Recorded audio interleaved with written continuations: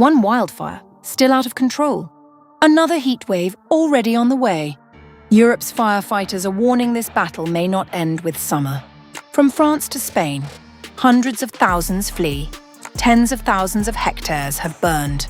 And the flames could keep raging until November.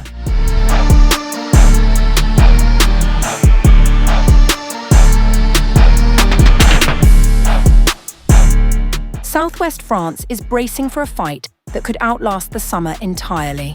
Firefighters battling the Gironde blaze say it may not be tamed until deep into autumn, and a fresh heat wave now bearing down on the region threatens to wipe out whatever ground they gain this week.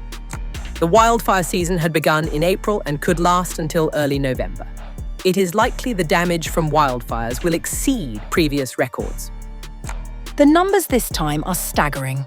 Over 300,000 people across France and Spain have been forced from their homes, one of Europe's largest evacuations since the Second World War.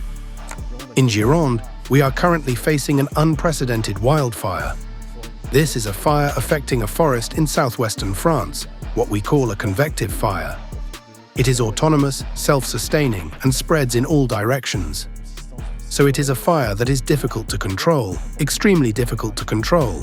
It has already burned more than 40,000 hectares. The human cost is mounting too. 13 people died in a blaze near Almeria earlier this month, Spain's deadliest fire in living memory. West of Madrid, more than 50,000 hectares in Avila province have burned. July 27th brought a flicker of good news. French officials said the Gironde fire's advance appeared to be slowing, but nobody is celebrating yet. It's not helping us, the wind. Is it helping us? Not at all. It fuels the fire's growth and helps it advance, and sometimes with the acceleration of certain gusts, it creates what we call spot fires, meaning if you want a concrete example, the fire is here, and with the help of the wind it will jump, sometimes going up to 100 to 110 meters further. Temperatures are forecast to climb past 40 degrees Celsius across France, Spain and Portugal this week, with Spain's weather service warning of 42 degrees in the south. Soil moisture in France has already sunk to record lows.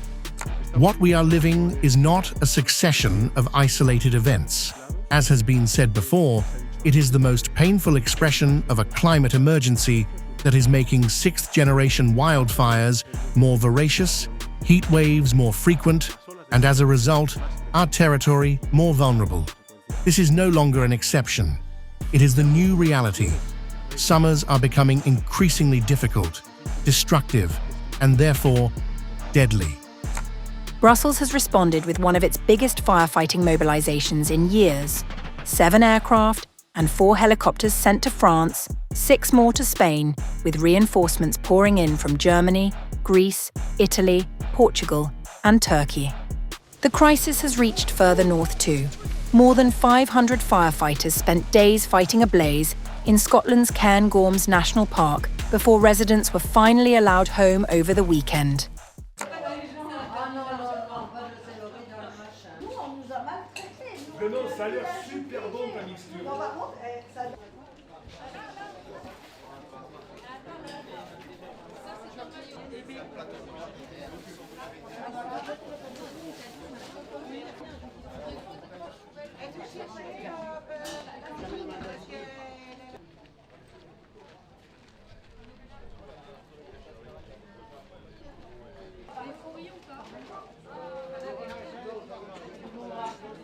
C'est très compliqué parce que des fois on prépare des repas, alors on essaye de leur faire des bonnes choses à manger et tout ça, mais ce qui est compliqué c'est que là on en attendait 90, mais comme il y a un feu qui repart, on n'en a eu que 30.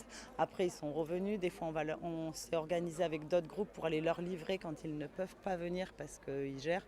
Et ils sont au top parce que des fois ils ne mangent pas pendant toute la journée, donc faut penser à eux. Alors c'est vrai qu'ils n'arrêtent pas de nous remercier, c'est très touchant, mais moi je leur dis merci à eux.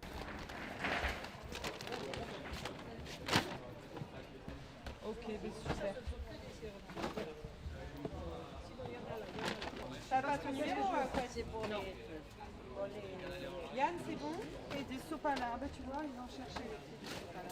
Ça, on va mettre ça en cuisine. Ouais.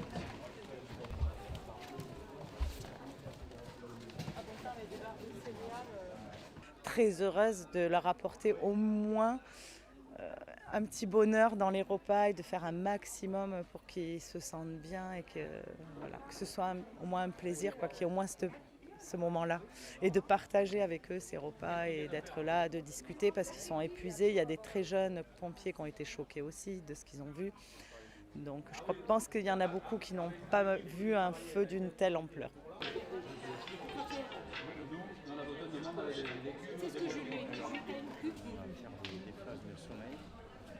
Après, quand on est autorisé à se quitter, on se met cap.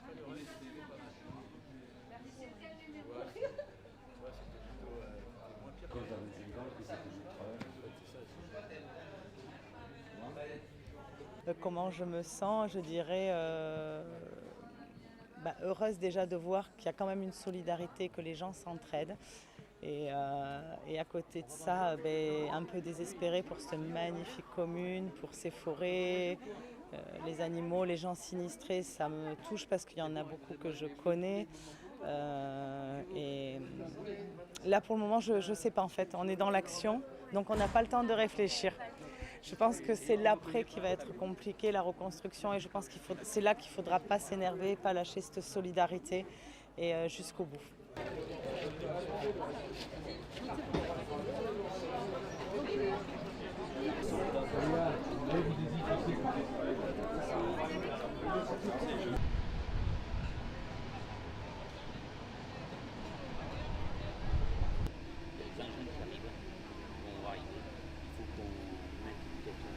Et déjà, je veux bien nous envoyer, Donc l'incendie a encerclé la commune et est venu sur l'ensemble des lisières de celle-ci détruire 153 maisons qui ont été identifiées. Et ensuite l'incendie est parti un peu plus vers l'ouest et un peu vers le sud.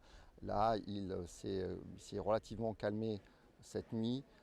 Il est proche de 2 gros sites touristiques en bordure de côte. Les reprises de feu et les nouveaux départs de feu se font constamment. La météo n'est vraiment pas à notre avantage et la météo annoncée pour les jours à venir avec un nouvel épisode caniculaire font que le risque n'est vraiment pas éloigné de reprise.